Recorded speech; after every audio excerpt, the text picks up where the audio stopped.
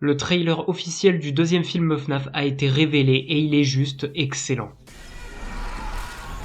Hier, Blumhouse et Universal ont été obligés de révéler quelques heures en avance par rapport à ce qui était prévu le trailer du deuxième film FNAF, car en effet le trailer avait leak. Certains cinémas avaient diffusé la bande-annonce alors qu'ils n'en avaient pas encore l'autorisation. Universal ont donc publié le trailer qui est disponible en VF et en VO sous-titré. Voilà les éléments principaux qu'il faut retenir de celui-ci. La pizzeria qui apparaît dans le deuxième film est la toute première à avoir été construite avant même celle qui apparaît dans le premier film. Mais malgré tout, ce deuxième film se déroule bel et bien 1 an après le premier, donc dans le futur et pas dans le passé. Nous apprenons également qu'une petite fille a été tuée dans ce restaurant, qui est sûrement Charlotte, qui hante donc la Puppet. Dans une scène du trailer, nous pourrons voir le costume de Spring Bonnie apparaître sans aucune trace d'usure, ce qui nous montre que cette scène est probablement une scène flashback de l'époque où William Afton a kidnappé et tué les enfants. La Puppet est visible dans le trailer, mais elle apparaît très rapidement derrière Vanessa, dans le noir. Il faut vraiment augmenter la luminosité pour la voir correctement. Nous avons une nouvelle vue plus claire des toys animatroniques et de Mangle qui apparaissent dans ce trailer. Et enfin, les Wizards animatroniques qui étaient la chose la plus attendue par les fans et franchement,